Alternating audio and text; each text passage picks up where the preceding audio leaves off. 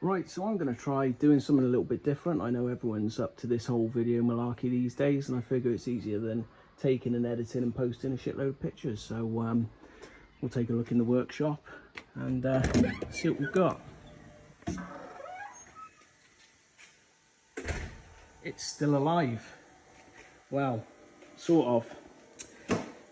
It's got no heart, but we're hoping to fix that very shortly. Just been going through some parts that I've collected over the years on the shelves, ready to build an engine and gearbox, stick that in there and start using it, because it needs to get out there and be used. It's been 84 years.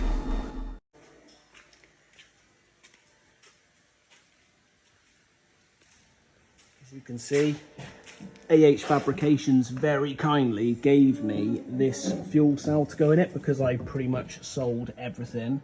So this is a fuel cell that I made as a prototype for a couple of years ago as like a sort of new product, and it's just sat upstairs for several years doing nothing, and the boss kindly said, yeah, if you want to stick it in the Escort, go for it. Only one slight problem: it is too big to put in the recess. So what I'll do is I'll just cut the back out of that, notch it so it fits in the recess, put a swirl pot and a couple of pumps in there, stick a cover over it, good to go. Obviously there's a few other things it needs. Needs a header tank, breather, intercooler, radiator, but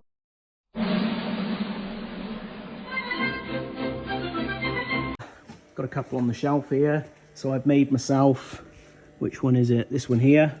So made myself a new header tank, ready to go on it.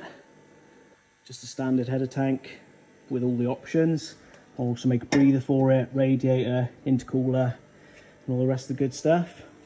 If we have a look over here, these are some bits I pulled off the shelf, which should build up into a nice spec engine. Got an Area 6 head here, which has been ported by Ian. It was running a response exhaust cam, which I've actually taken out and put in another head, but I might put it back in this, with 1mm oversized inlet valves.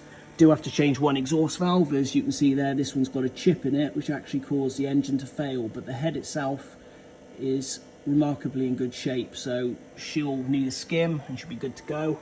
Nice smooth cam cover there.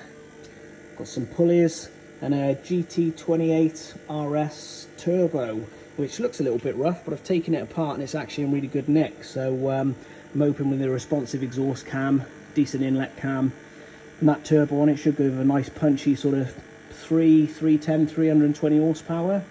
So just need to knock some bits up, like a radiator, intercoolers and all the rest of it, stick it on, and we're good to go, because this thing really needs to be on the road and used. So what the current plans are, obviously get the engine sorted.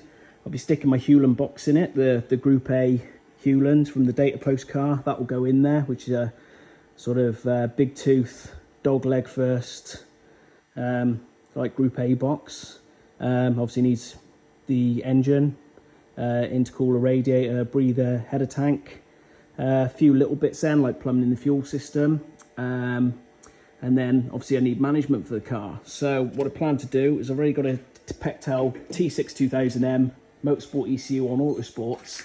So the plan is to take out this loom, which is my custom Raychem loom that Jano down at Old Kid Creations made for me back in 2017, and I'll swap the hairbrush and put the 3 Autosports on that, and then when I build up the other car with the WRC engine, I can use the same ECU then on switchboard maps, and just have to take the ECU out. So I'll probably mount it in a little enclosure in this back corner here out the way, so it's easy to access.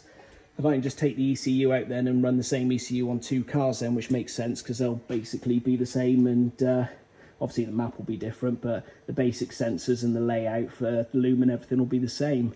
So yeah, took the engine out of it in 2017, and it's basically just been constantly shunted in and out of storage and various workshops, and you know, haven't touched it since. Blame the wife, kids, buying a house, starting a business, but gonna finally make some time and get it on the road. So hopefully in the not so distant future, I reckon maybe September, October time. I've said it now, so Bennett, you've got to keep me to it, make me keep my word.